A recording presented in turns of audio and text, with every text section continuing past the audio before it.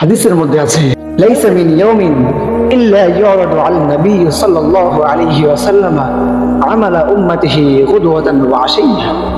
শোনো যুবক, নবীজি বলেন প্রতিদিন দুইবার আমার উম্মতের আমলনামা আমার সামনে ফেরেশতারা হাজির করে। হায় হায় হায়, নবীর সামনে তোমার নাম উচ্চারণ হয়,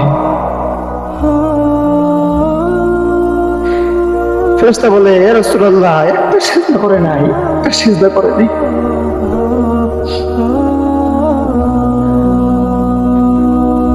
নবীজি বলে হায় আমার উম্মত, আমার 23টা বছরের কোনো কদর হলো না, আমার 23 বছরের জিন্দেগির কোনো কদর করলে না।